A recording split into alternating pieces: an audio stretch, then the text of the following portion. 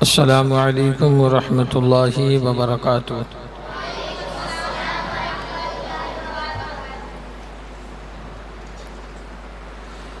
الحمد للہ رب العالمین والصلاة والسلام علی سید الانبیاء والمرسلین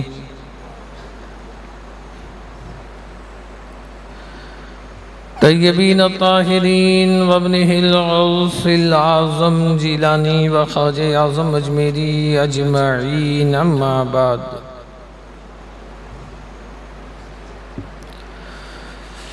اعوذ باللہ من الشیطان الرجیم، بسم اللہ الرحمن الرحیم۔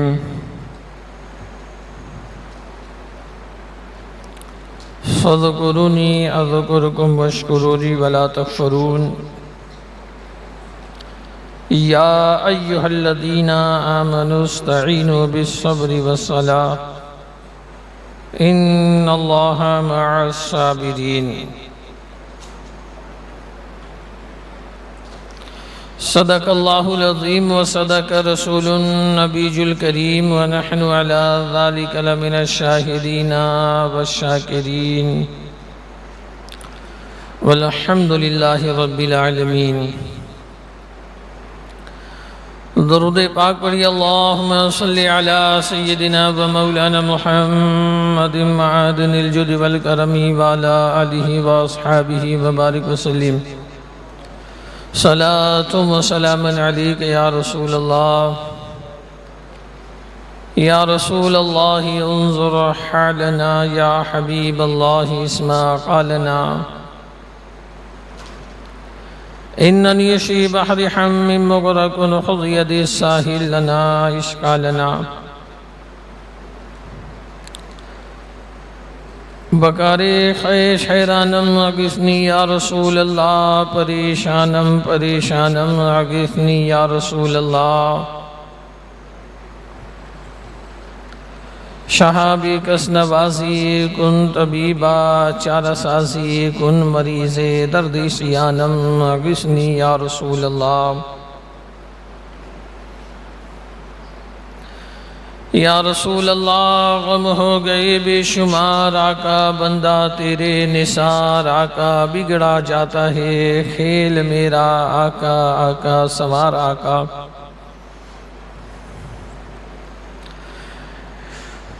مجدار میں آ کے ناؤ پھنسی ہے، دے ہاتھ کے ہو جاؤں پار، آقا ٹوٹی جاتی ہے پیٹھ میری، للہ یہ بوجھ اتار آقا۔ مجبور ہوں میں تو فکر کیا ہے، تم کو تو ہے اختیار آقا، ہلکا ہے اگر ہمارا پلہ، بھاری ہے تیرا وقار آقا۔ یا رسول اللہ ایک طرف عدائے دی، ایک طرف ہے حاسدی، بندہ ہی تنہا شاہ تم پہ کروڑوں درود۔ یا رسول اللہ گرنے کہوں روک لو، گوتا لگے ہاتھ دو، ایسے کو ایسی عطا تم پہ کروڑوں درود۔ کام وہ لے لیجئے تم کو جو راضی کرے، ٹھیک ہو نام رضا تم پہ کروڑوں درود۔ غوث اعظم بمن بے سر و ساما مدد قبلہ دی، مدد کعبہ ایماں مدد ما ہما محتاج تو حاجت روا المدد، یا غوث اعظم سیدہ مشکلات بے عدد دارین ما المدد، یا غوث اعظم پیر ماں معینہ دستگیرہ بادشاہ مرشدہ، یا خواجہ بطفیل رحمت للعالمین چشم کرم برما۔ قابل احترام بزرگوں اور دوستو، آج کی ہماری یہ 10ویں مجلس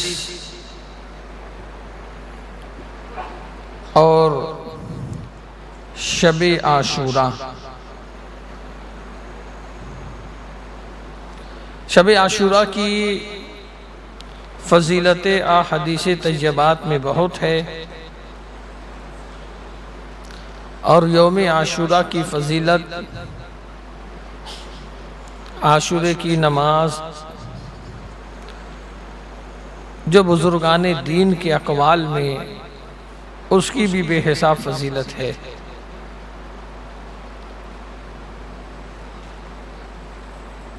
عاشورے کی 10 تاریخ زیادہ تر مشہور ہوئی سیدنا امام علی مقام امام حسین رضی اللہ تعالیٰ عنہ کی شہادت سے، اور ہماری آپ کی یہ محفل امام علی مقام کی ہی طرف منسوب ہے۔ اب تک کہ ہم نے جتنی باتوں کو، جتنے واقعات کو، وعظ و نصیحتوں کو سنا،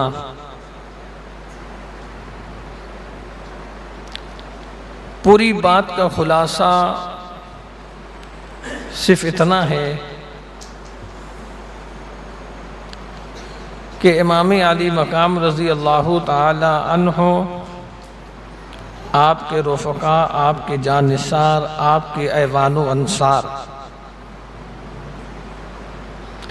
ان سبوں نے دین رسول کی حفاظت کے لیے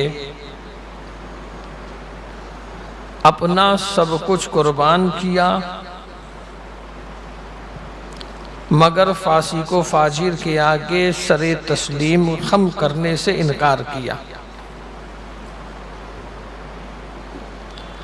ہم جب واقعات کربلا دیکھیں گے تو قرآن کہتا ہے فَاذْكُرُونِي أَذْكُرْكُمْ، تم میرا ذکر کرو میں تمہارا چرچا کروں گا۔ ذکر، تسبیح، تحلیل، سب کچھ امام علی مقام کے پاس ان کے خیمے میں ملے گی۔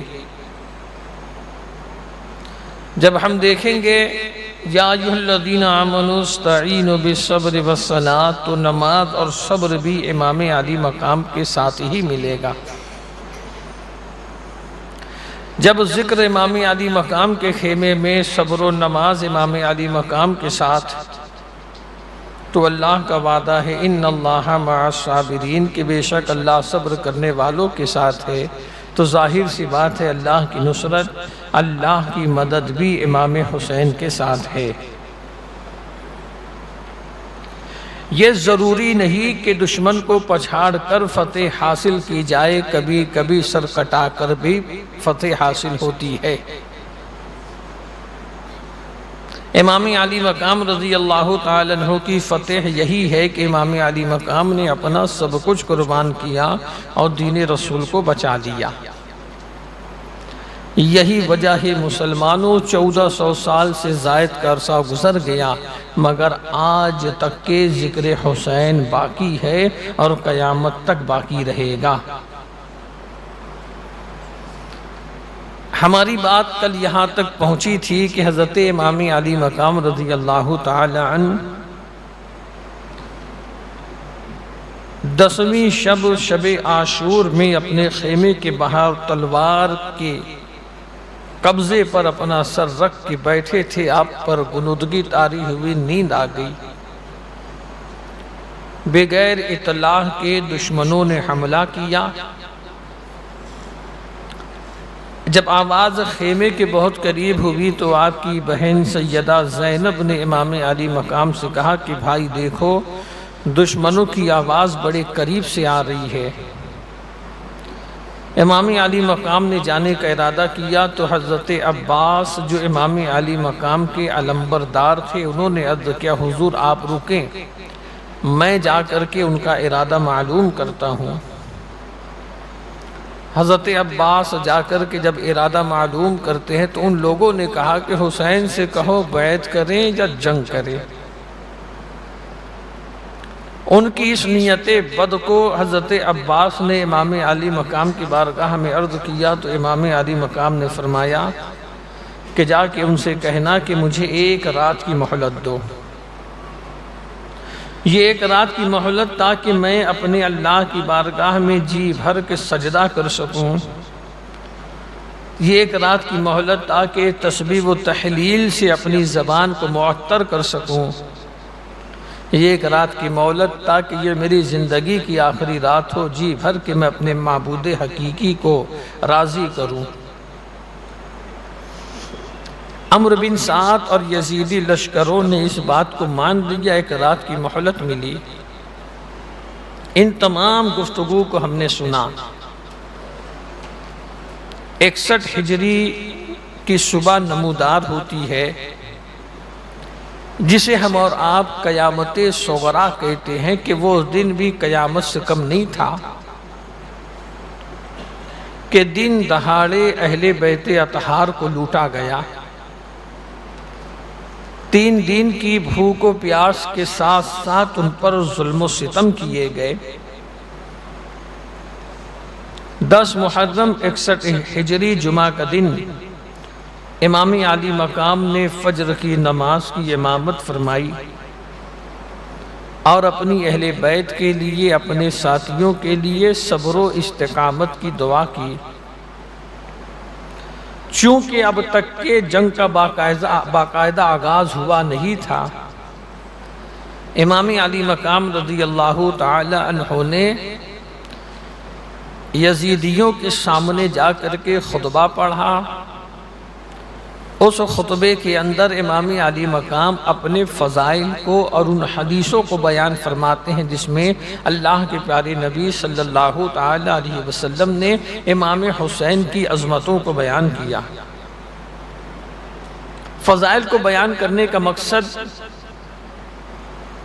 اہتمام حجت ہے، فضائل کو بیان کرنے کا مقصد یزیدیوں کے عذر کو ختم کرنا ہے، کہ کہیں ایسا نہ ہو کہ یزیدی یہ عذر دے دے کہ ہمیں ان کے فضائل اور ان کے مناقب معلوم نہیں تھے۔ آپ کی افہام کا، آپ کی تقریر کا یزیدیوں پہ کوئی اثر نہیں ہوا۔ ان 10 دنوں کے اندر آپ نے کئی مرتبہ ان باتوں کو سنا ہے کہ جب اللہ تبارک و تعالی کسی انسان کے دل کے اوپر مہر لگا دیتا ہے تو وعد و نصیحت قرآن کی آیات اور پیارے آقا کی حدیثیں اس کے دل کے اوپر اثر انداز نہیں ہوتی، اور انسان کے دل کے اوپر مہر اس وقت لگتی ہے جب انسان متاع دنیا کو سب کچھ سمجھنے لگتا ہے، جب انسان یہ سمجھتا ہے کہ دنیا ہی سب کچھ ہے، دنیا کا عیش و آرام سب کچھ ہے، جب انسان دنیا جمع کرنے کے چکر میں پڑ جاتا ہے تو پھر اس پر نصیحتیں اثر نہیں کرتی۔ مگر انہی لوگوں میں ایک شخص تھے جنہیں حور بن یزید رہائی کہا جاتا ہے، جنہوں نے امام حسین کو گرفتار کر کے ان کے راستے روک کر کے کربلا تک کے پہنچایا تھا۔ ان کے دل کے اوپر امام علی مقام کی تقریر کا اثر ہوتا ہے، وہ لرزنے لگتے ہیں۔ حور کے ساتھی نے کہا کہ حور، جب مجھ سے پوچھا جاتا تھا کہ زیادہ طاقتور کون ہے میں تمہارا نام لیتا تھا، آج یہ 72 کے مقابلے میں وہ بھی جو 3 دن کے بھوکے پیاسے نحیف و ناتواں ہو چکے، ان سے مقابلہ کرنے کے لیے تمہارے بدن پہ کپکپی ہے۔ حور بن یزید رہائی کہتے ہیں کہ میرے ایک طرف جنت ہے، ایک طرف جہنم ہے، میں دنیا کی کسی بھی چیز کے بدلے جنت کو بیچ نہیں سکتا۔ یہاں بات نواز رسول کی ہے۔ آپ نے اپنے گھوڑے کو ایڑ لگائی، دوڑتے ہوئے امام علی مقام کی بارگاہ میں حاضر ہوئے۔ آپ نے عرض کیا کہ حضور، میں وہی خطا کار ہوں، میں وہی گناہگار ہوں کہ میرے راستہ روکنے کی وجہ سے آپ یہاں تک کے پہنچے۔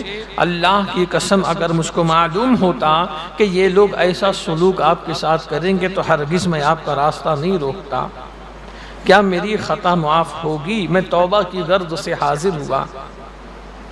امام حسین فرماتے ہیں کہ تیری ماں نے تیرا نام حور رکھا ہے، حور کا مطلب ہوتا ہے آزاد، جا تو آزاد ہے، تجھ پر کوئی ملامت نہیں، تو آزاد ہے۔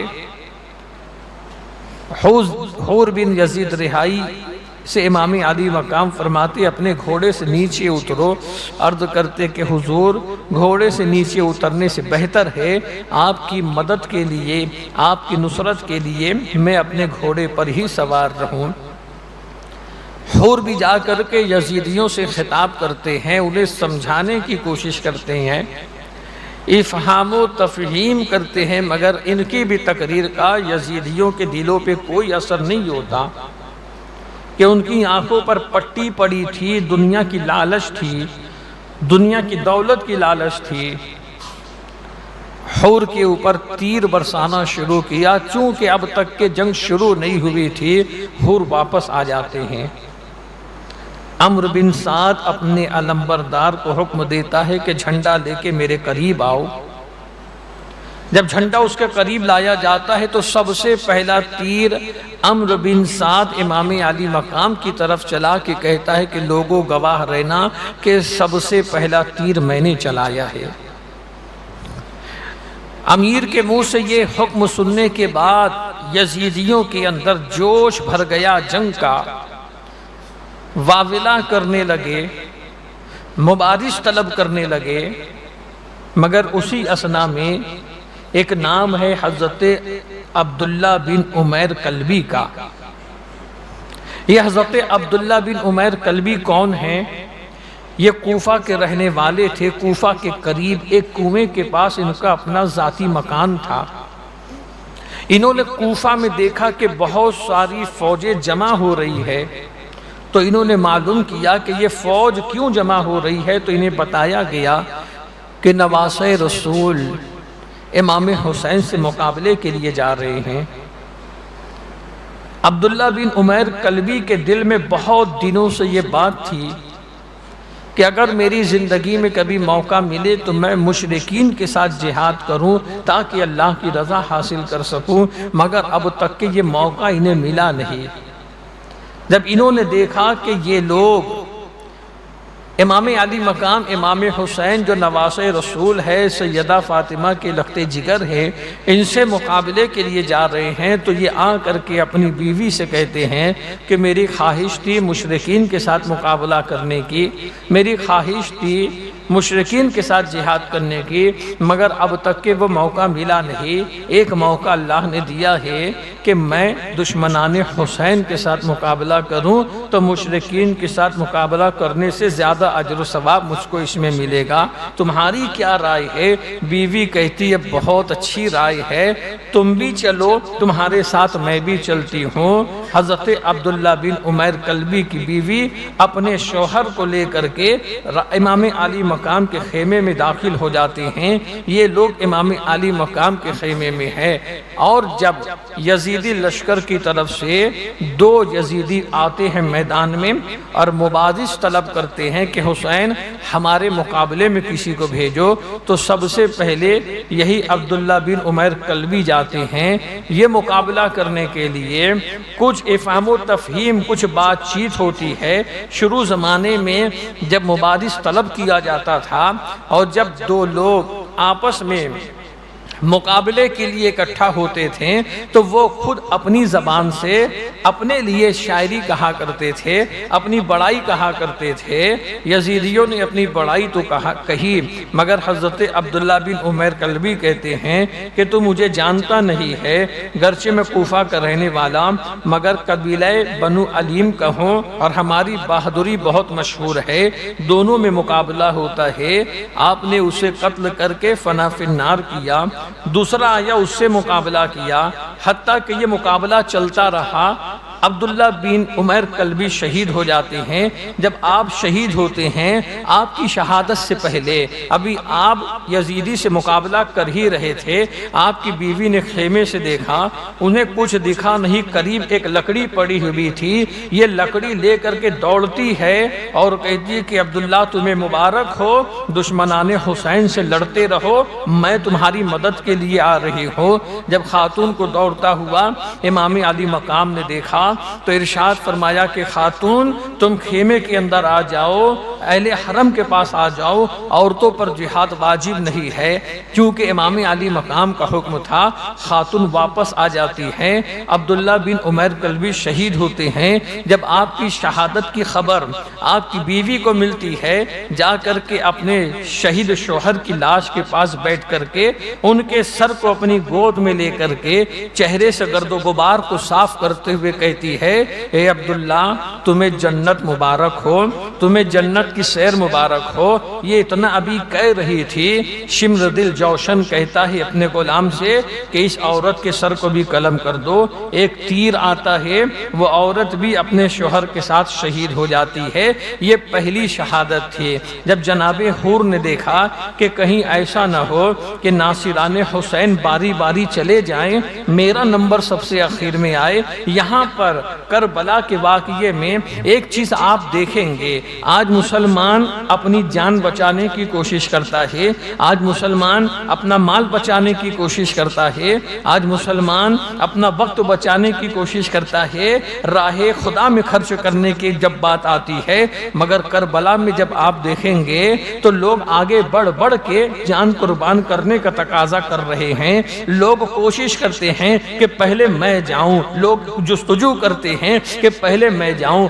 اس لیے کہ وہ جانتے تھے کہ متاع الدنیا قلیل، دنیا کا مال و متاع بہت تھوڑا ہے، اصل زندگی تو مرنے کے بعد ملنے والی ہے، اصل چین و سکون جو ہے یہ تو مرنے کے بعد حاصل ہونے والا ہے، اللہ کی رضا مل جائے سب کچھ مل جائے گا۔ جناب حور نے دیکھا کہ عبداللہ بن عمیر کلبی شہید ہو گئے، کوئی دوسرا نہ چلا جائے، فوراً امام علی مقام کی بارگاہ میں حاضر ہو کر کے اجازت طلب کرتے ہیں اور اپنے گھوڑے کو دوڑاتے ہوئے میدان کارزار میں جاتے ہیں۔ آپ بھی مبارز طلب کرتے ہیں، جتنے آتے ہیں ان سے مقابلہ کرتے ہوئے جناب حور اپنی جان کو امام علی مقام کے قدموں پہ قربان کر دیتے ہیں۔ یہ دوسرے شہید تھے۔ پھر حضرت حبیب بن مظاہر آتے ہیں، مسلم بن اوسجہ آتے ہیں، جتنے ناصران حسین تھے یہ باری باری اپنی جانوں کو امام علی مقام کے قدموں پہ قربان کر رہے ہیں۔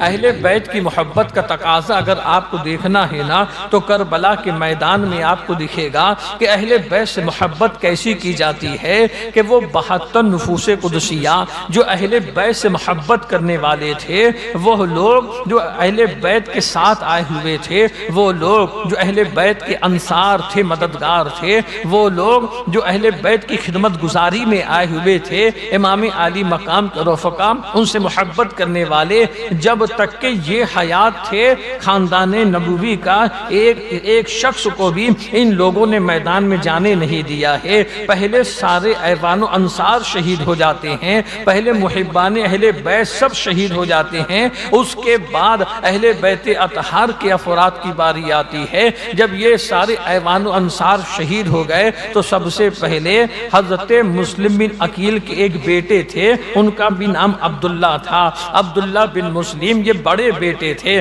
حضرت امام مسلم جب کوفہ تشریف لے گئے تھے تو اپنے ساتھ جو دو بیٹوں کو لے گئے تھے وہ دونوں چھوٹے تھے، ان سے بڑے ایک اور تھے جناب عبداللہ بن مسلم۔ انہوں نے امام علی مقام سے اجازت مانگی۔ امام علی مقام فرماتے ہیں کہ تمہارے والد کی شہادت کا غم ابھی میرے دل کے اندر ہے، میں کس منہ سے تمہیں اجازت دے دوں کہ تم بھی جا کر کے اپنی جان کو قربان کرو؟ تو حضرت عبداللہ بن مسلم کہتے ہیں کہ چچا جان، میں تمہیں اس خدا کی عظمتوں کا واسطہ دیتا ہوں جس نے تمہارے نانا کو نبی برحق بنا کر کے دنیا کے اندر مبعوث کیا ہے، میرا جی بھی چاہتا ہے کہ میں اپنے والد سے جا کے ملاقات کروں۔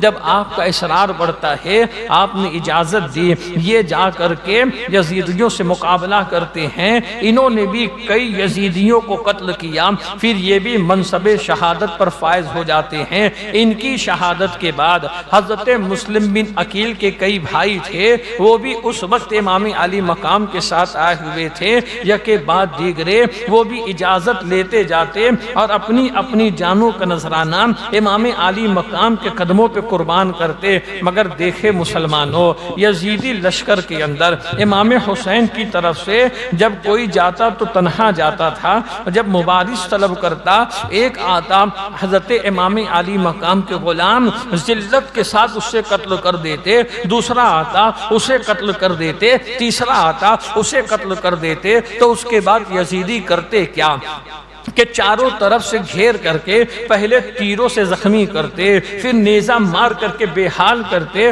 اس کے بعد تلوار سے شہید کر دیا کرتے تھے۔ امام مسلم بن عقیل کے جو 3 بھائی تھے انہیں بھی شہید کیا گیا۔ ان کی شہادت کے بعد حضرت مولائے کائنات شیر خدا رضی اللہ تعالیٰ عنہ کے 4 بیٹے حضرت محمد بن علی تھے، حضرت جعفر بن علی تھے، حضرت عثمان بن علی تھے، حضرت عمر بن علی تھے۔ یہ چاروں بیٹے بھی مولائے کائنات حضرت امام علی مقام کی بارگاہ میں آ کے اجازت لیتے جاتے اور باری باری اپنی اپنی جانوں کو امام علی مقام کے قدموں کے اوپر قربان کرتے چلے جاتے۔ ان کی شہادت کے بعد اب شہادت ہوئی تھی حضرت قاسم کی۔ یہ حضرت قاسم کون ہے؟ یہ حضرت قاسم حضرت امام حسن مجتبیٰ کے بیٹے ہیں۔ حضرت امام حسن مجتبیٰ کے بیٹے حضرت امام قاسم ہیں۔ یہ 19 سال کے نوجوان تھے۔ یہ امام علی مقام کی بارگاہ میں آ کر کے جب اجازت طلب کرتے ہیں،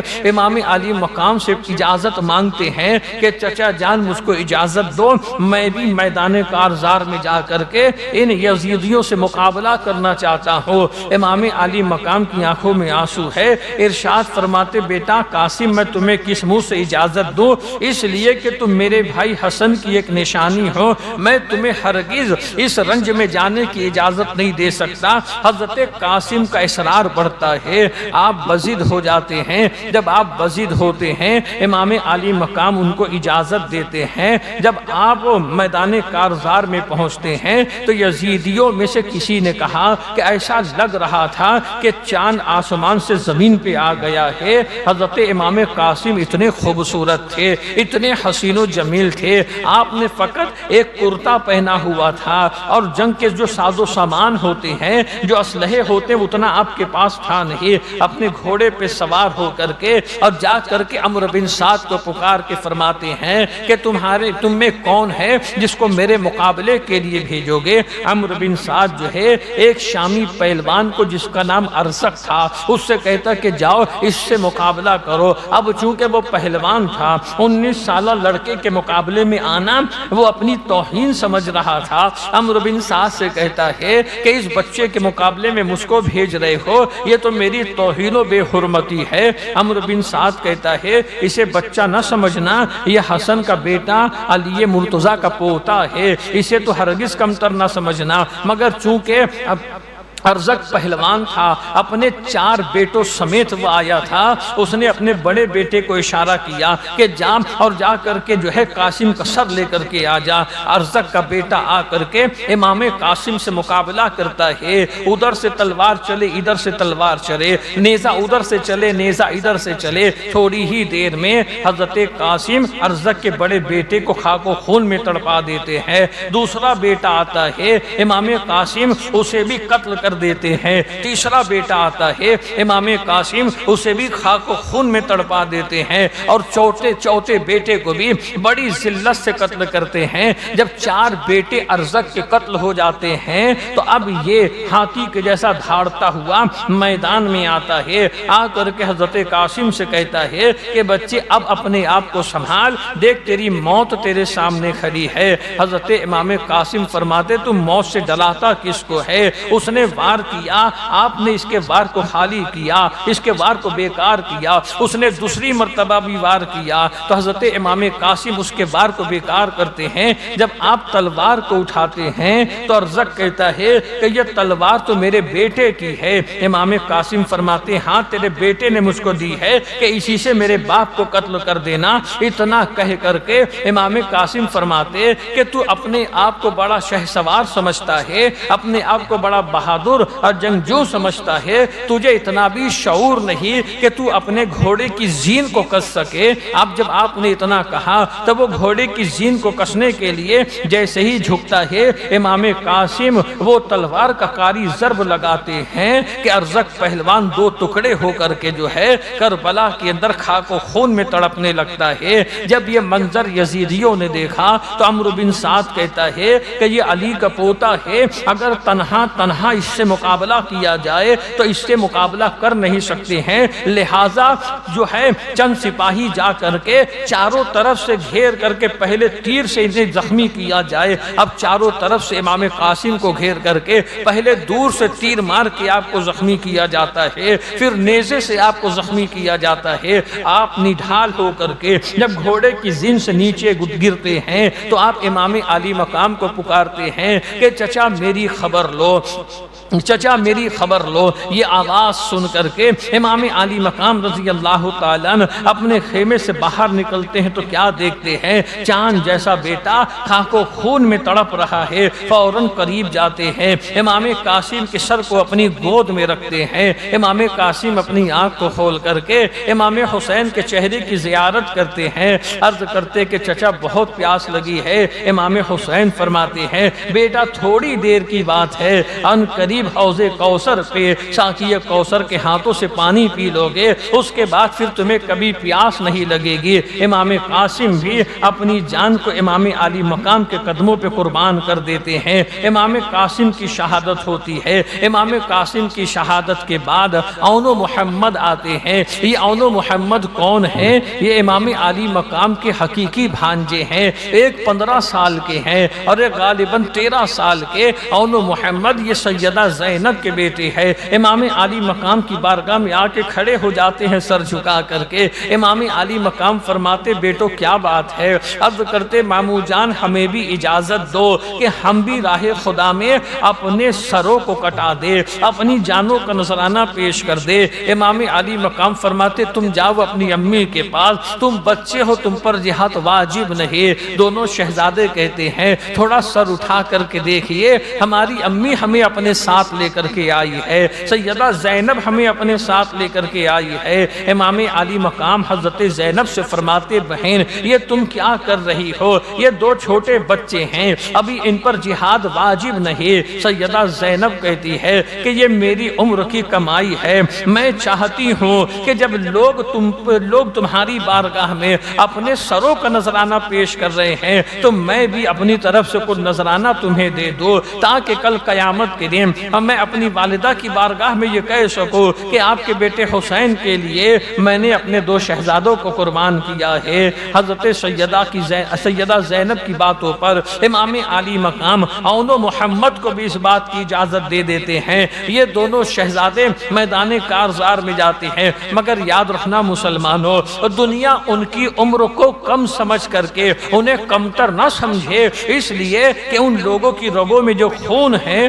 وہ خاندان رسالت کا ہے، ان لوگوں کی رگوں میں جو خون ہے وہ حضرت جعفر طیار کا ہے، اور یہ سب کے سب بہادر لوگ ہیں۔ حضرت جعفر طیار کون ہے؟ حضرت جعفر طیار حضرت مولا کائنات کے رشتے میں بھائی تھے۔ حضرت جعفر طیار وہ ہیں کہ جب آپ شہید ہوئے تھے ان کا نام جعفر ہے، طیار انہیں اس لیے کہا جاتا ہے کہ جو پرندہ اڑتا ہے اسے طیارہ طیار کہا جاتا ہے، انہیں جعفر طیار اس لیے کہا جاتا ہے کہ ایک جنگ کے موقع پر ان کا دونوں بازو کٹ گیا تھا اور پھر یہ شہید ہوئے تھے تو اللہ کے نبی ارشاد فرماتے ہیں کہ اللہ نے جعفر کو پر عطا کر دیا ہے اور وہ اپنے پروں سے اڑ کر کے جنت میں جہاں چاہتے ہیں چلے جاتے ہیں، اس لیے انہیں جعفر طیار کہا جاتا ہے۔ تو لوگ ان کی عمروں کو کم نہ سمجھیں، ان کی رگوں میں جو خون ہے وہ حضرت جعفر طیار کا ہے۔ یہ دونوں شہزادے بھی جاتے ہیں اور اپنی بہادری کے جوہر دکھا کر کے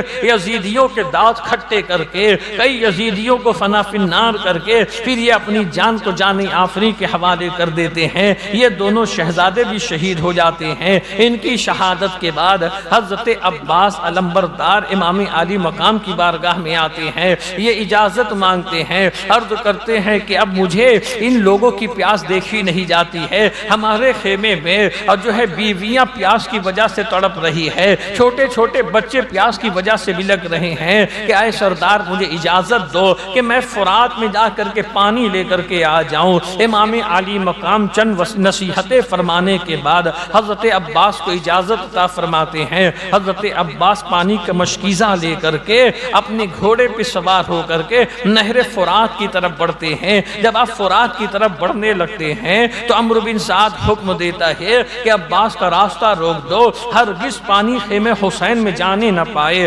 ہرگز پانی ان لوگوں کو ملنے نہ پائے۔ سپاہی آ کر کے آپ کا راستہ روکتے ہیں، آپ ان لوگوں سے خطاب فرماتے ہیں کہ اے کوفہ کے رہنے والو، تم لوگوں نے نواسے رسول کے ساتھ کیا ستم کیا ہے؟ تمہاری دعوت پہ وہ یہاں آئے تھے، تمہارے بلانے پہ وہ یہاں آئے تھے، تم نے اتنے خطوط بھیجے تب وہ آئے تھے، یہاں آنے کے بعد تم لوگوں نے ان کے ساتھ کتنا ستم کیا ہے، حتیٰ کہ ان کی گھر کی عورتوں کو اور ان کے بچوں کو تم نے پانی کے لیے بھی ترسایا ہے۔ تو وہ یزیدی کہتے ہیں کہ عباس فقط ایک ہی بات کا تقاضا ہے کہ وہ یزید کی بیعت کر لے یا جنگ کرے۔ اور پھر جب پانی کی بات نکلتی ہے، ایک یزید کہتا ہے اے عباس سنو، اگر پوری دنیا میں پانی ہو جائے اس وقت بھی ہم ایک قطرہ پانی تمہیں لینے نہیں دیں گے۔ جب اس نے اتنا کہا تو حضرت عباس کو جلال آ جاتا ہے، ارشاد فرماتے ہیں اے لوگوں سنو، حسین سر کٹا تو سکتا ہے مگر کسی فاسق کے ہاتھ میں اپنا ہاتھ نہیں دے سکتا ہے، حسین سر کٹا تو سکتا ہے مگر کسی فاسق کی اطاعت وہ قبول نہیں کر سکتا ہے۔ اور پھر آپ ان پر حملہ کر کے فرات تک کے پہنچ جاتے ہیں، اپنے گھوڑے کو فرات میں داخل کر دیتے ہیں، پانی کا مشکیزہ بھر لیتے ہیں، چلو میں پانی لے کر کے اس پانی کو وہیں پھینک دیتے ہیں۔ ظاہر سی بات ہے مسلمانوں، جب آپ نے پانی کو لیا ہوگا، پیاس کی شدت آپ کو بھی تھی، آپ نے پینا چاہا ہوگا، مگر دل میں خیال یہی آیا ہوگا کہ خیمے کے اندر 6 مہینے کے علی اصغر ابھی پیاسے ہیں، سکینہ 7 سال کی ابھی پیاسی ہے، امام علی مقام کی بیویاں وہ پیاسی ہے، ان کا خیال کر کے آپ نے پانی کو پھینکا، مشکیزہ بائیں کندھے پہ رکھ کر کے آپ خیمے کی طرف بڑھنے لگے۔ جب آپ خیمے کی طرف بڑھنے لگے، عمرو بن سعد حکم دیتا ہے کہ عباس کو روکو، پانی کا مشکیزہ خیمے تک کے پہنچنے نہ پائے۔ اب سپاہی آ کر کے چاروں طرف سے آپ کو گھیرتے ہیں، ایک ہاتھ میں مشکیزہ ہے، ایک ہاتھ میں تلوار ہے، اسی سے آپ کو گھوڑا بھی چلانا ہے۔ آپ مقابلہ کرتے کرتے آگے بڑھ رہے تھے، ایک ازلی جہنمی نے تلوار کا ایسا کاری ضرب لگایا کہ آپ کا بایاں ہاتھ کٹ کر کے گر جاتا ہے۔ آپ فوراً مشکیزے کو اپنے سیدھے ہاتھ میں لے لیتے ہیں اور اسی سے تلوار بھی چل رہی ہے۔ ایک ازلی جہنمی نے دوسرا ایسا وار کیا کہ آپ کا داہنا ہاتھ بھی کٹ جاتا ہے۔ آپ مشکیزے کو اپنے دانتوں سے دبا کر کے اب خیمے کی طرف بڑھ رہے ہیں، چاروں طرف سے تیر آ رہے تھے۔ ایک ازلی نے ایسا نیزہ مارا کہ وہ نیزہ، وہ تیر آ کر کے جو ہے سیدھا مشکیزے کے اندر پیوست ہوتا ہے اور پورا کے پورا پانی میدان کربلا کے اندر ضائع ہو جاتا ہے۔ جب وہ پانی میدان کربلا میں گر جاتا ہے، آپ گھوڑے کی زن سے نیچے گرتے ہیں، امام علی مقام کو پکارتے ہیں کہ بھائی عباس کی خبر لو۔ حضرت امام حسین نے حضرت عباس کی آواز کو سنا، خیمے سے باہر تشریف لاتے ہیں تو کیا دیکھتے ہیں کہ آپ کے بھائی حضرت عباس خاک و خون میں تڑپ رہے ہیں، اب دونوں ہاتھ جسم سے الگ ہو چکے ہیں۔ فوراً تشریف لاتے ہیں، حضرت عباس کے سر کو اپنی گود میں رکھتے ہیں۔ حضرت امام علی مقام اس وقت ارشاد فرماتے ہائے اب تو میری کمر ٹوٹ گئی، ہائے اب تو میری کمر ٹوٹ گئی۔ حضرت عباس بھی شہید ہو جاتے ہیں، اب سب کے سب شہید ہوئے، اب تنہا بچا کون ہے؟ امام علی مقام ہے، حضرت امام زین العابدین ہیں جو بیمار ہے، 22 سال کی آپ کے بیٹے ہیں، حضرت امام علی اکبر ہیں جو 18 سال کے ہیں، اور حضرت امام علی اصغر ہیں جو 6 مہینے کے دودھ پیتے بچے ہیں۔ اتنے بچے ہیں، حضرت امام علی مقام رضی اللہ تعالیٰ عنہ اب خود میدان میں جانے کا ارادہ فرماتے ہیں کہ اب میں میدان میں جاؤں۔ آپ نے جب تیاری شروع کی، حضرت علی اکبر آ جاتے ہیں کہ بابا جان میرے ہوتے ہوئے آپ میدان کارزار میں کیسے جائیں گے؟ پہلے میں جا کر کے ان سے مقابلہ کروں گا، اس جب میں اپنی جان کو قربان کر دوں تو آپ جانا۔ بیٹا بزید ہوتا ہے، اصرار کرتا ہے۔ امام علی مقام رضی اللہ تعالیٰ عنہ اپنے سر کی دستار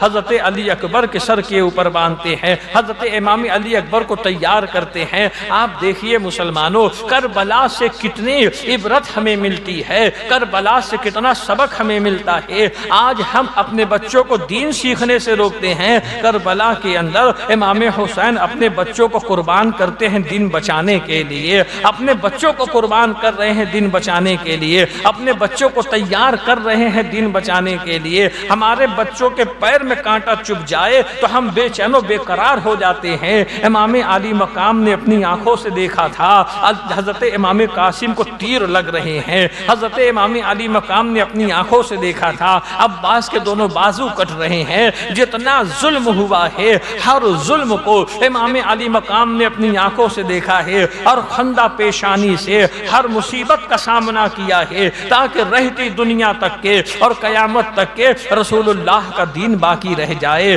رسول اللہ کی شریعت باقی رہ جائے، رسول اللہ کا نظام باقی رہ جائے۔ حضرت امام علی اکبر کو حضرت امام علی مقام تیار کر کے اور ان کو گھوڑے پہ سوار کرتے ہیں، ان کو اسلحے پہناتے ہیں، پھر انہیں الوداع کر دیتے ہیں۔ اس منظر کو یاد کرو اور تھوڑا تصور کرو مسلمانوں کہ جب ایک بیٹا دلہا بنتا ہے تو ماں کتنا خوش ہوتی ہے جب اسے تیار کیا جاتا ہے، اس کے سر پہ پگڑی باندھی جاتی ہے، ماں بہت خوش ہوتی ہے، بہنیں بہت خوش ہوتی ہے جب اس کے سر صحرا باندھا جاتا ہے، اور جب وہ گھوڑے پہ سوار ہو کر کے اپنی دلہن کی طرف جاتا ہے تو ماں باپ بڑے خوش ہوتے ہیں۔ کربلا کے میدان میں بھی امام علی مقام نے اپنے شہزادوں کو دولہا بنایا ہے۔ علی اکبر کی والدہ دیکھ رہی ہے میرا بیٹا دولہا بن رہا ہے، علی اکبر کی بہن دیکھ رہی ہے میرا بھائی دولہا بن رہا ہے، بنانے والے والد ماجد ہے، مگر یہ دولہا کیسا بن رہا ہے؟ یہ دولہا ویسا دولہا ہے، تنہا دولہا ہے، اور جتنے باراتی ہیں وہ سب کے سب جنتی فرشتے باراتی ہیں، اور وہ آئے ہیں علی اکبر کو لینے کے لیے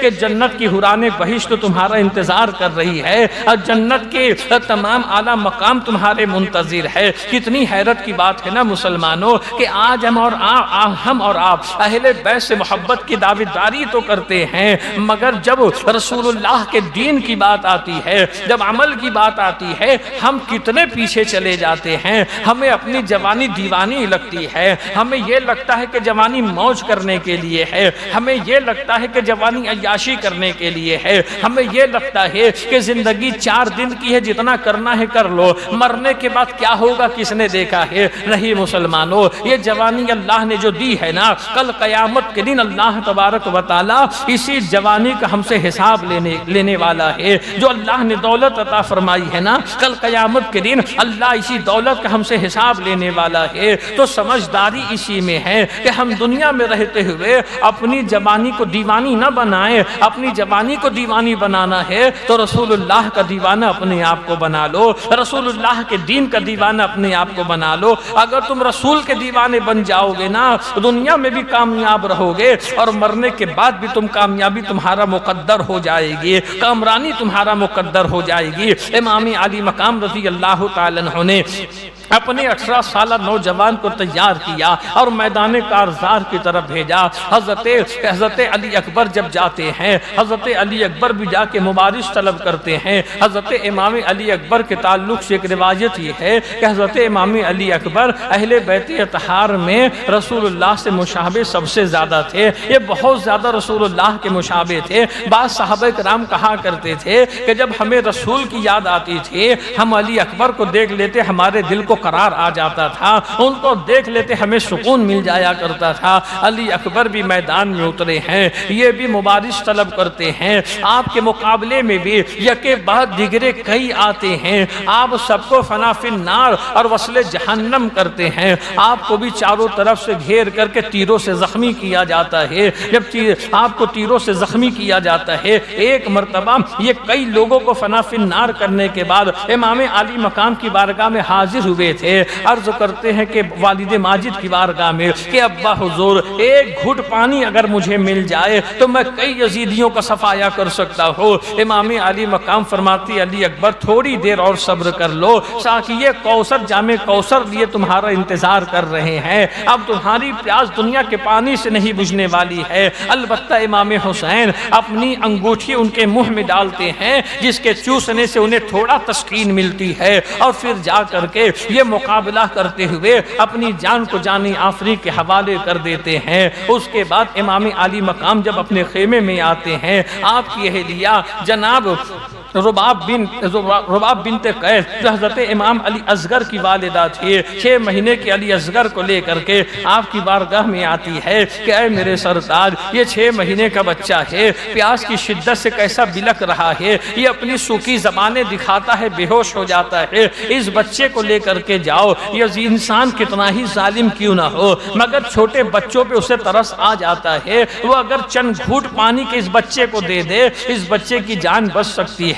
امام علی مقام رضی اللہ تعالیٰ عنہ امام علی اصغر کو جو 6 مہینے کے تھے اپنی گود میں لے کے میدان میں آتے ہیں۔ یہاں پہ علماء کہتے ہیں کہ امام علی مقام رضی اللہ تعالیٰ عنہ جو 6 مہینے کے علی اصغر کو لے کر کے آئے تھے، وہ بھی اہتمام حجت کے لیے آئے تھے اور یزیدیوں کے عذر کو ختم کرنے کے لیے آئے تھے کہ کہیں کل قیامت کے دن یزیدی یہ نہ کہہ دے کہ ہمیں نہیں معلوم تھا کہ حسین کے خیمے کے اندر 6 مہینے کا بچہ بھی کوئی ہے، اگر ہمیں معلوم ہوتا تو ہم اسے پانی دے دیتے۔ اس عذر کو ختم کرنے کے لیے امام حسین رضی اللہ تعالیٰ عنہ 6 مہینے کے علی اصغر کو لے کر کے آ جاتے ہیں۔ امام علی مقام فرماتے ہیں اے کوفہ کے رہنے والو، تمہیں دشمنی مجھ سے ہے، میں تمہارے سامنے حاضر ہو، جو سلوک کرنا ہے میرے ساتھ کر لو۔ یہ میرا 6 مہینے کا بچہ ہے، اس کی حالت دیکھو، پیاس کی شدت کی وجہ سے کتنا تڑپ رہا ہے، چند گھٹ پانی کے اسے تم دے دو۔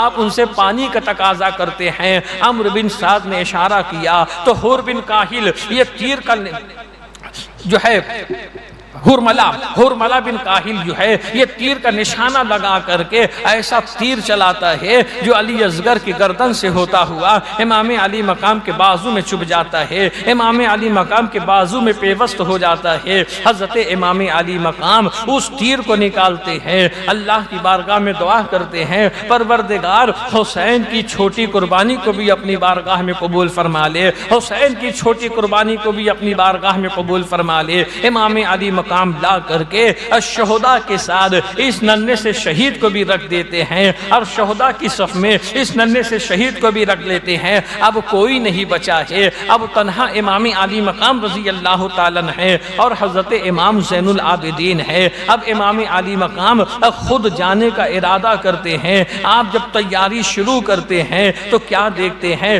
حضرت امام زین العابدین جو 22 سال کے نوجوان ہے مگر بیماری کی وجہ سے بہت کمزور ہو چکے، نیزے کا سہارا لے کر کے چلتے ہوئے امام علی مقام کے خیمے میں آتے ہیں، عرض کرتے ہیں بابا جان اب میری باری ہے، اب میں جا کر کے ان سے مقابلہ کروں گا، اب میں جا کر کے اپنی جان آپ کے قدموں پہ قربان کروں گا۔ حضرت امام علی مقام اپنے بیمار بیٹے کو اپنے سینے سے لگاتے ہیں، ارشاد فرماتے ہیں زین العابدین اب اہل بیت کے اندر کوئی مرد بچا نہیں ہے، اب ان بیویوں کا خیال رکھنے کے لیے کوئی محرم بچا نہیں ہے، تمہیں زندہ رہنا ہے اور ان بیویوں کو یہاں سے مدینہ تک کے لے کر کے تم کو جانا ہے اور تم ہی سے حسینی نسل چلنے والی ہے، تم ہی سے سادات چلنے والے ہیں اور جتنی امانتیں باپ دادا کی میرے سینے کے اندر ہے، میرے نانا کی میرے سینے کے اندر ہے، وہ تمام تر امانتیں میں تمہارے سپرد کرتا ہوں، اب تم ہی سے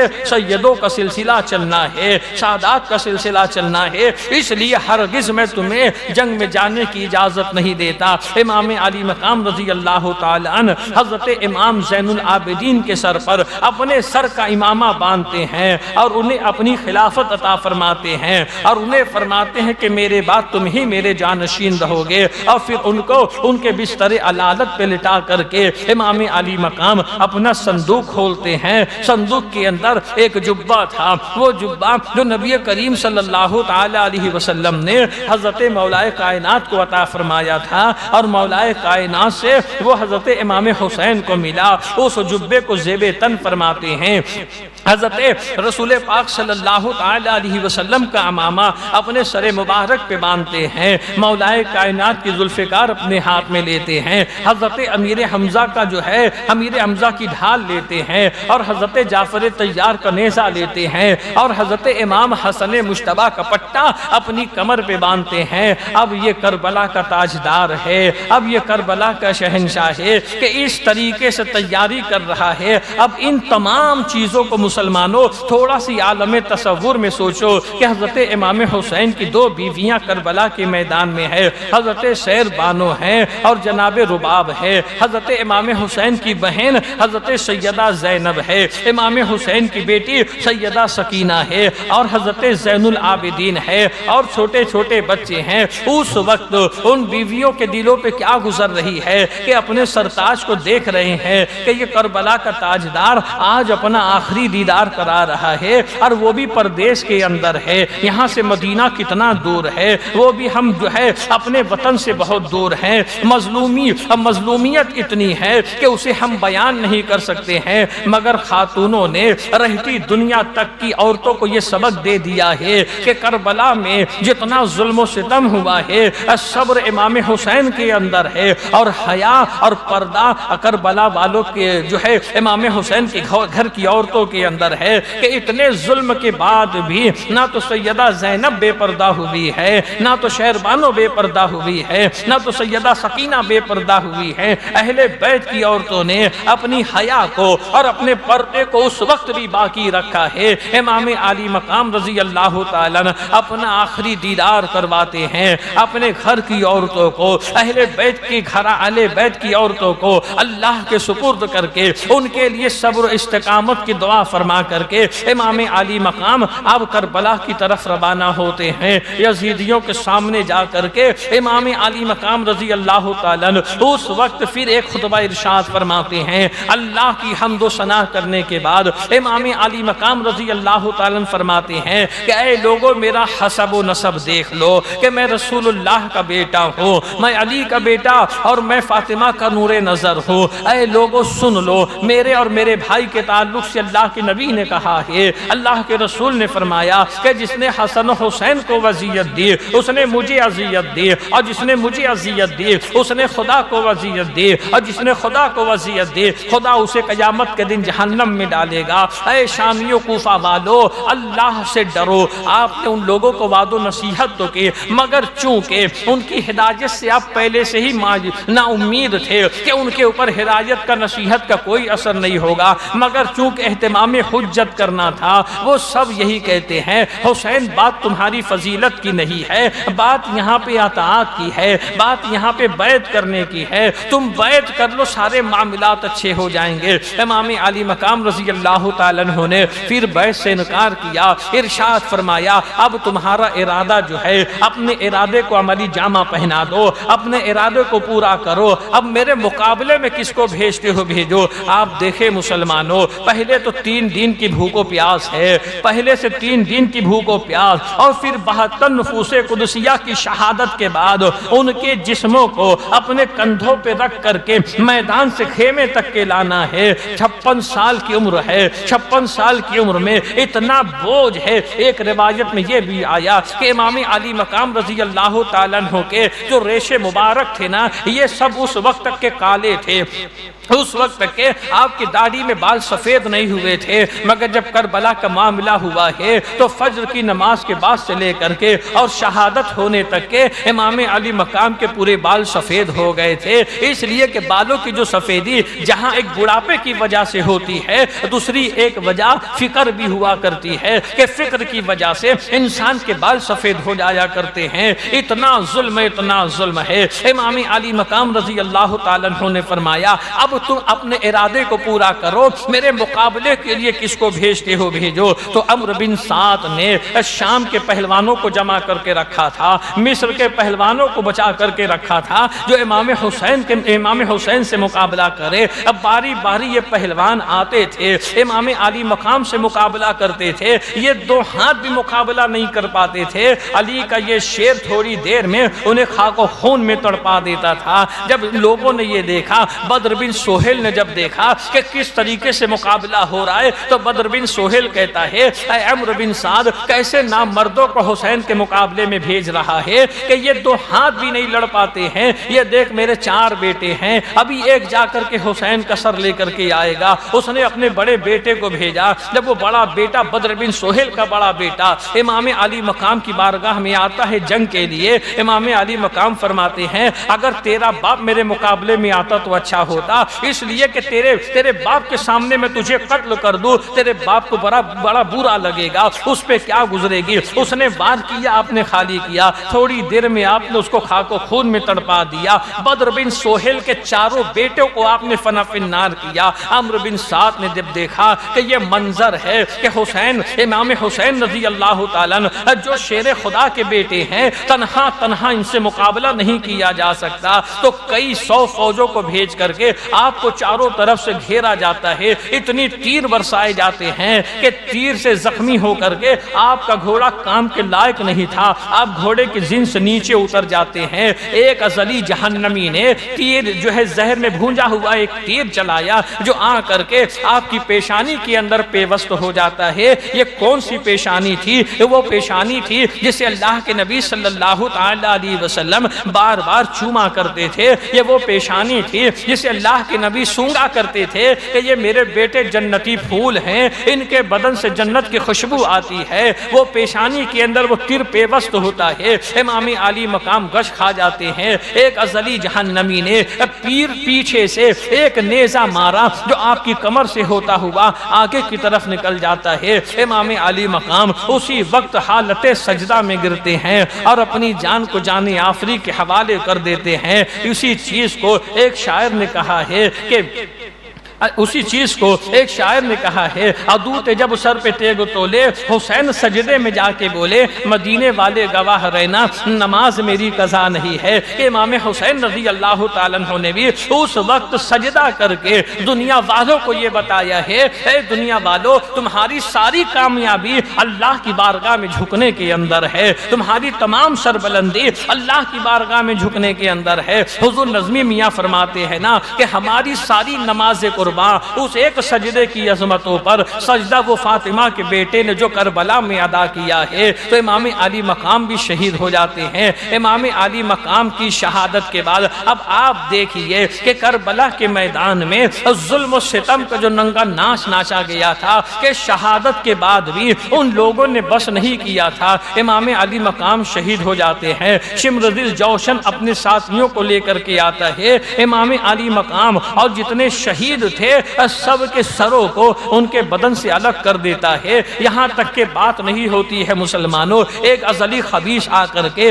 امام حسین کے بدن سے ان کا جبہ اتار لیتا ہے، ایک ازلی خبیث آ کر کے آپ کے پیجامے کو کھینچ لیتا ہے، ایک آ کر کے آپ کے پیر سے نالین کو لے لیتا ہے، ایک آ کر کے آپ کی کمر سے امام حسن مجتبی کا پٹا نکال لیتا ہے۔ ان سبوں کی نظر میں یہ بات یقیناً تھی کہ یہ سارے تبرکات ہے، کل آگے چل کے جو ہے حسین کے ماننے والے ان تبرکات کی بڑی قدر کریں گے تو اعلیٰ قیمت پہ یہ تبرکات ان کو دیے جا سکتے ہیں۔ حضرت امام علی مقام رضی اللہ تعالیٰ کے جسم پاک سے کپڑے اتار لیے جاتے ہیں۔ یہیں پر بس نہیں ہوتا ہے مسلمانوں، عمرو بن سعد حکم دیتا ہے کون ہے جو ان لوگوں کی لاشوں کے اوپر گھوڑے دوڑا دے گا۔ تمام شہداء کی لاش کو کربلا کے میدان میں رکھنے کے بعد 10 شہسوار آتے ہیں جو امام علی مقام کی جسم مبارک کے اوپر گھوڑے دوڑا جاتے ہیں، گھوڑوں کی ٹاپوں سے جو ہے امام علی مقام کے جسم کو پامال کیا جاتا ہے۔ اس طریقے سے گھوڑے دوڑائے گئے تھے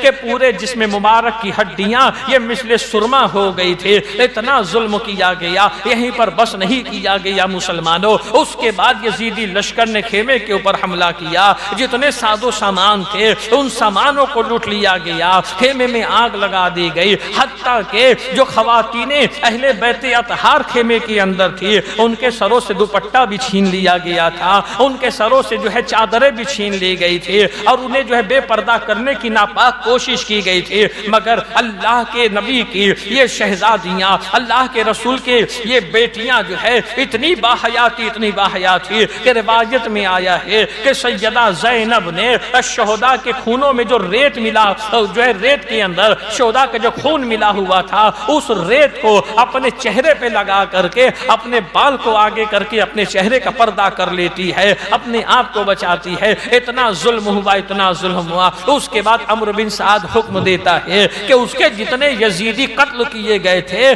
اس ظالم نے ان تمام مقتولین پر جنازے کی نماز پڑھ کر کے ان لوگوں کو تو دفنا دیا، مگر جو راہ حق میں شہید ہوئے تھے، امام علی مقام اور ان کے رفقا جتنے شہید ہوئے تھے، یہ سب کے سب بے گور و کفن میدان کربلا میں یوں ہی پڑے رہے۔ عمرو بن سعد نے حکم دیا ان کے سروں کو کاٹ کر کے عبید اللہ ابن زیاد کے دربار میں بھیج دیا جائے۔ عمرو بن سعد کے حکم پر تمام شہداء کے سروں کو ان کے جسموں سے الگ کر کے عمرو بن سعد کے دربار میں کوفہ بھیج دیا گیا، اور وہ اسی رات وہاں قیام کیا رہا۔ اہل بیت اطہار کی یہ عورتیں، اہل بیت اطہار کی یہ خواتین اس وقت امام زید العابدین کے ساتھ اسی چٹیل میدان کے اندر بیٹھی رہے۔ پورا دن اسی طریقے سے گزرتا ہے، پوری رات اسی طریقے سے گزرتی ہے، حتیٰ کہ 11 محرم شروع ہوتا ہے۔ پھر اس کے آگے کس طریقے سے ان اسیران اہل بیت کو کوفہ اور پھر کوفہ سے دمشق لے کے جایا گیا، پھر ان کے انجام کیا ہوئے، یہ ساری باتیں کل انشاءاللہ کل کی گفتگو میں آپ لوگوں سے عرض کروں گا۔ یہاں پہ بات یہ کہنی ہے مسلمانوں کہ کربلا کے واقعات کو آپ نے پورا سنا، پورے واقعات کربلا سے ہم نے سمجھا کیا ہے، اس سے ہمیں سبق کیا ملتا ہے،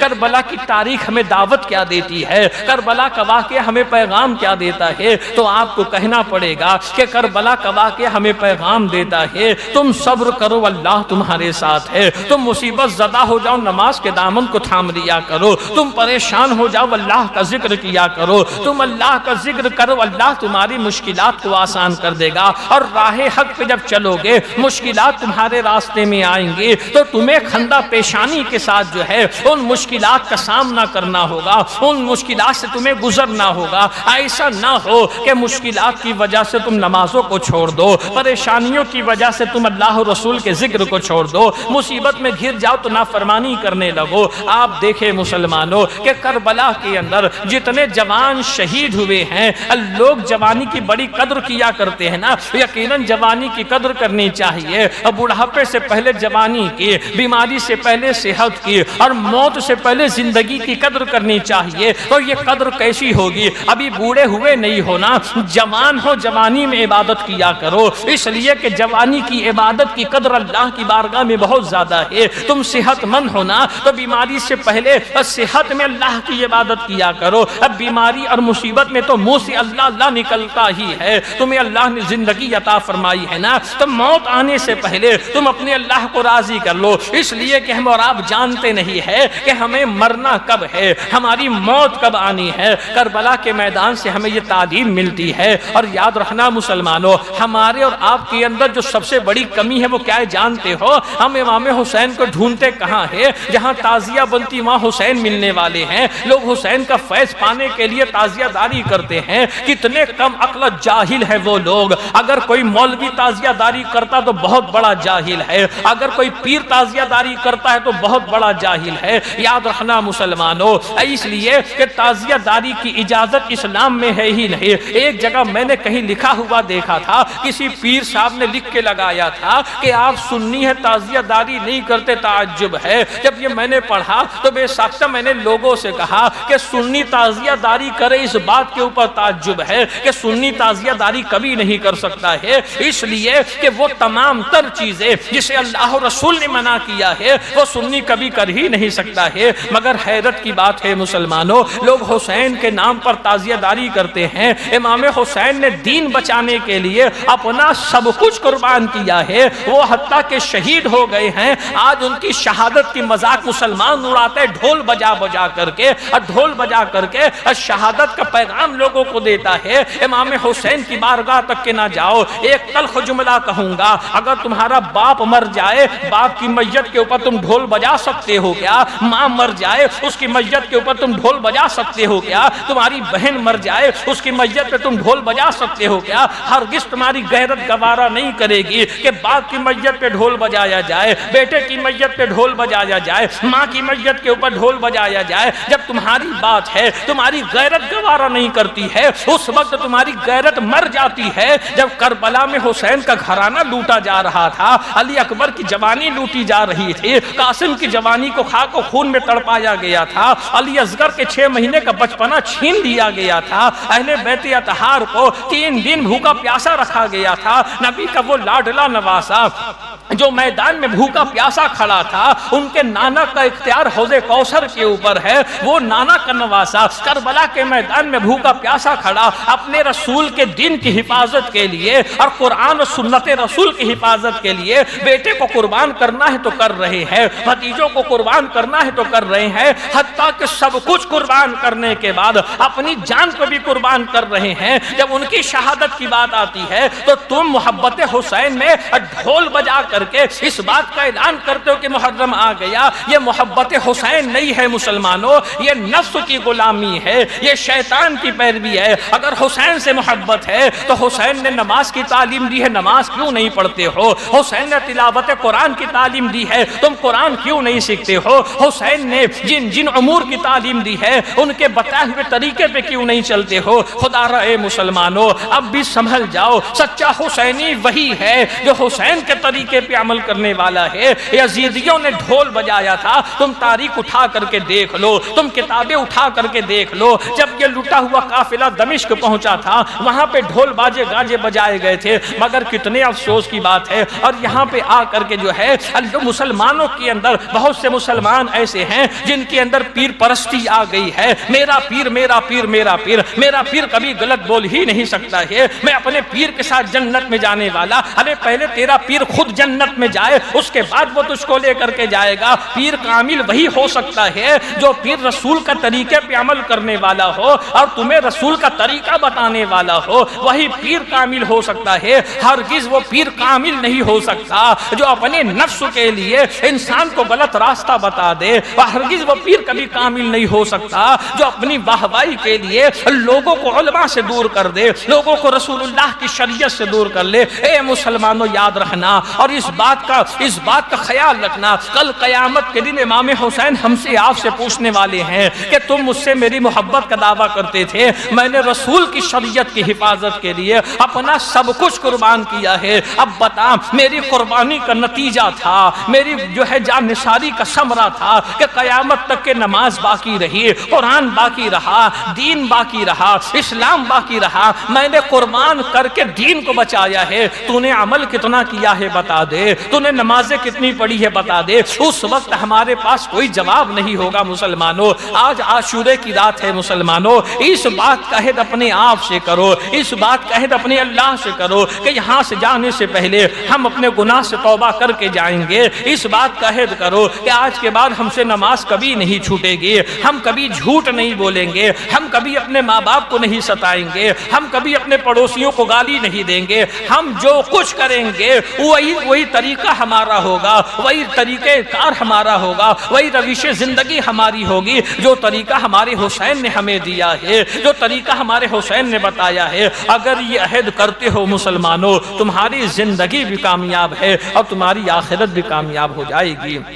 یہ عہد کرو، اپنے آپ سے کرو، کسی کو ہاتھ اٹھانے کی ضرورت نہیں ہے، کسی کو اوپر گواہ بنانے کی ضرورت نہیں ہے، اس لیے کہ ہمارا خدا ہمارے دل کے حال کو جانتا ہے، وہ ہماری حقیقتوں کو جانتا ہے۔ کچھ نہیں، کم سے کم اس بات پہ اپنے آپ کو راضی کر لو، پکا ارادہ کرو کہ ہم نماز پڑھیں گے اور اپنے گھر میں روزانہ قرآن کی تلاوت کریں گے، اگرچہ ایک رکوع پڑھیں گے مگر روزانہ اپنے گھر میں قرآن پڑھیں گے۔ اس بات کا عہد آپ اپنے آپ سے کرو۔ یاد رکھنا مسلمانوں، امام حسین کی جو قربانیاں ہیں وہ یقیناً رنگ لائے گی اور رنگ لائی ہے۔ یہ اتنے جو جمع ہوئے ہیں یہ کس کی محبت میں جمع ہوئے ہیں؟ امام حسین کی محبت میں جمع ہوئے، ان کی جانثاری کو سننے کے لیے، ان کی شہادت کو سننے کے لیے، ان کی قربانیوں کو سننے کے لیے جمع ہوئے ہیں۔ تو اے مسلمانوں، سن کے انسنا مت کرنا، سن کے انسنا مت کرنا، سننے کا کچھ فائدہ ہونا چاہیے۔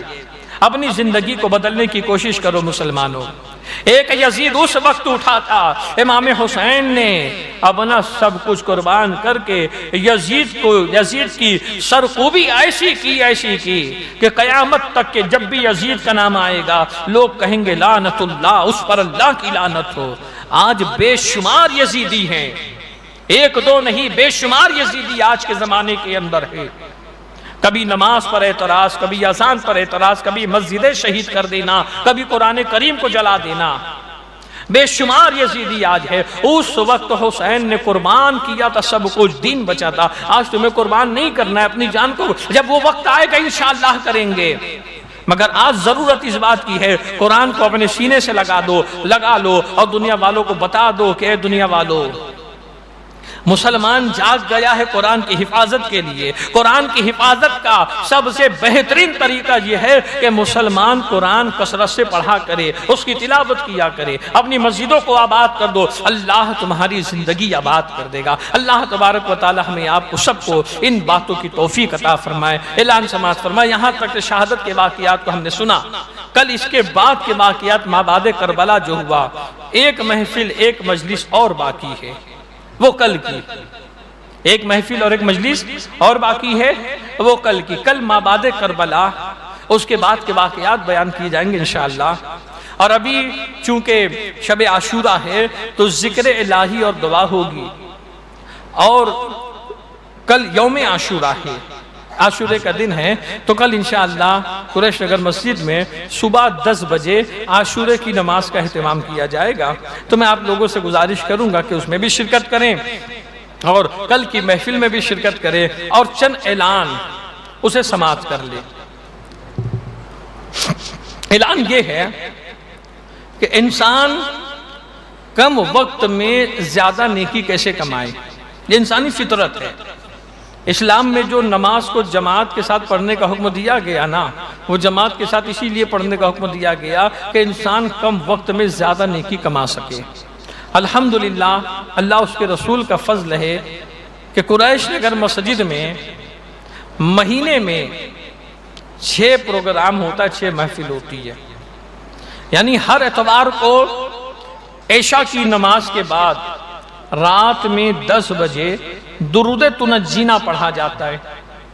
جن لوگوں نے اس کو پڑھا وہ اس کی برکتوں کو جانتے ہیں، اس کی فضیلتوں کو جانتے ہیں کہ کس طریقے سے اس درود کی برکت سے دین اور دنیا سنور جاتی ہے۔ تو ہر اتوار کو رات میں 10 بجے پابندی سے کئی سالوں سے یہ پروگرام، یہ محفل ہوتی ہے، اور میں خود تقریباً اپنی واہوائی کے لیے نہیں، دل کی پارسائی اللہ جانتا ہے، آپ لوگوں کی اطلاع کے لیے کہ قوم مسلم کتنی بے حس ہے، کہ مسلمانوں کا احساس کتنا مر چکا۔ میں اپنے موبائل کے ذریعے تقریباً 236 لوگوں کو اس پروگرام کا اعلان نامہ یا دعوت نامہ بھیجتا ہوں کہ آج اتوار ہے، رات میں 10 بجے درود تنجینا ہوگا، آپ تشریف لائیں۔ مگر مسلمان اتنا بے حس ہے کہ 36 بھی نہیں آتے۔ اگر وہی 36 آ جائیں تو دل خوش ہو جائے گا، وہ 36 بھی نہیں آتے تو 200 کی بات تو بہت دور ہے۔ مگر جب حالات بگڑتے ہیں نا، جیسے کورونا آیا تھا، کورونا آیا، مسلمان ایسا رونا شروع کیا، مسجدیں بند ہو گئی تو کھڑکی سے کود کر کے آ رہے تھے۔ امام مؤذن اتنے مجبور ہو چکے تھے کہ آنے والوں کو بھگانا پڑ رہا تھا، تو لوگ کہتے دیکھو مسجد میں آپ کو بھگا رہے، مسجد میں نماز پڑھنے نہیں دیتے، بے وقوف سمجھے ہو، جب بلاتے تھے تو آتے کیوں نہیں تھے، اب جب بھگا رہے ہیں تو جاتے نہیں ہو۔ یہ مسلمان کی عادت ہو چکی۔ تو یاد رکھنا مسلمانوں، اللہ تنبیہ کرتا ہے، مسلمانوں کی عادت ہے، پریشان ہوگا تو دوڑے گا اللہ کی طرف، کہ جانتا ہے کہ اللہ ہی مصیبت سے نکالنے والا ہے، اللہ ہی پریشانیوں سے نکالنے والا ہے۔ اے مسلمانوں، اطاعت والی زندگی گزارو تاکہ پریشانی کبھی آئے نا۔ تو اس بات کو، اس اعلان کو یاد رکھو، ہر اتوار کو عشاء کی نماز کے بعد رات میں 10 بجے درود تنجینا کا ورد ہوتا ہے، اور ہر مہینے کی 6ٹی شب میں، یعنی 5 تاریخ گزار کے اسلامی 5 تاریخ، اردو 5 تاریخ، ہر مہینے کی 5 تاریخ گزار کے چھٹی شب میں ختم خواجگان ہوتا ہے۔ لوگ خواجہ صاحب کے آستانے تک چلے جاتے ہیں، مگر مسجد کے اندر ختم خواجگان تو وہاں نہیں آتے۔ اور ہر مہینے کی 11ویں شب میں یعنی 10 تاریخ کا دن گزار کے 11ویں شب میں ختم قادریہ ہوتا ہے۔ یہ سب ذکر الہی ہے، یہ سب اللہ کے محبوبین کا ذکر ہے۔ اپنی زندگی میں تبدیلی لاؤ، اور یہ جن محفلوں کا میں نے اعلان کیا ہے ان محفلوں میں شرکت کیا کرو۔ امام حسین نے جان قربان کی ہے، ان کی محفل میں بیٹھے ہو، امام حسین سے وعدہ کرو کہ تم اپنا وقت قربان کرو گے۔ مہینے میں 6 دن، مہینے میں 6 دن، اور وہ 6 دن میں بھی پورا دن تم کو کاروبار کرنا ہے، بیوی بچوں کے ساتھ رہنا ہے، گھومنا پھرنا ہے، بس رات میں 10 بجے مسجد میں آنا ہے، اب وہ بھی فقط 1 گھنٹے کے لیے۔ اگر ہم 1 مہینے میں 7 گھنٹہ بھی اللہ رسول کے لیے نہ نکال سکے تو بتائیں ہم سے بڑا احسان فراموش کون ہوگا؟ اگر 1 مہینے میں 7 گھنٹہ اگر اللہ رسول کے لیے نہ نکال سکیں تو ہم سے بڑا احسان فراموش کون ہوگا؟ وہ رب بے مانگے کتنا دیا ہے، اس رب نے بے مانگے کتنا دیا، ہم اس کا اندازہ نہیں لگا سکتے اور نہ ہم اس کو شمار کر سکتے ہیں۔ اس رب کی رضا کے لیے، خوشنودی کے لیے اگر ہم 1 مہینے میں 7 گھنٹہ نہ دیں، دوستی یاری کا ہمارے پاس وقت ہے، محلے میں بیٹھ کے اس کا اوٹا سیکھنے کا ہمارے پاس وقت ہے، لہو و لعب کرنے کا ہمارے پاس وقت ہے، مگر اگر وقت نہیں ہے نا تو محفل میں آنے کا ہمارے پاس وقت نہیں، ٹائم نہیں ملتا ہے۔ یاد رکھنا مسلمانوں، ٹائم ہے نا کبھی کسی کو ٹائم دیتا نہیں ہے، وقت کبھی کسی کو وقت دیتا نہیں ہے، وقت نکالنا پڑتا ہے۔ انسان دکان میں وہ کاروبار کرتا ہو، کتنا ہی مہنگا گراہک کسٹمر آ جائے اور خوب زور کا پاخانہ آ جائے، اتنی زور کا پاخانہ آ جائے کہ اگر نہ گیا تو کپڑا خراب ہو جائے گا، تو وہ آدمی اپنی عزت دیکھے گا، گراہک نہیں دیکھے گا۔ وہ آدمی اپنی عزت دیکھے گا، گراہک نہیں دیکھے گا، گراہک کو چھوڑ کے بھاگے گا فوراً پاخانہ کرنے کے لیے۔ تو اے مسلمانوں، ہمیں ہماری عزت سے زیادہ اللہ رسول کی رضا ضروری ہے، کہ ہم جب اللہ رسول کی رضا کا پورا خیال کریں گے تو یقین ماننا مسلمانوں، اللہ تبارک و تعالی عزت بھی عطا فرمائے گا، رزق بھی عطا فرمائے گا، اور دنیا و آخرت میں ہمیں سکون بھی عطا فرمائے گا۔ تو جو اعلان میں نے کیا اسے آپ یاد رکھیں، ہر اتوار کو رات میں 10 بجے اور چھٹی اور 11ویں شب میں رات میں 10 بجے محفل ہوتی ہے، اس میں شرکت کریں۔ اور کل کی ایک آخری تقریر ہے جو کربلا کے بعد کے واقعات بیان کی جائیں گے، اس میں بھی آپ شرکت کریں۔ کل میں گزارش کروں گا کہ آپ لوگ تھوڑا جلدی آ جائیں تاکہ جلدی تقریر شروع ہو، جلدی ختم ہو جائیں۔ اب ذکر الہی اور دعا ہوگی، جتنے بچے ہیں سب پیچھے چلے جاؤ، اس لیے کہ بچے جو ہے نا، بچے جو بہت خلل ڈالتے ہیں، سب پیچھے چلے جاؤ، بڑے آگے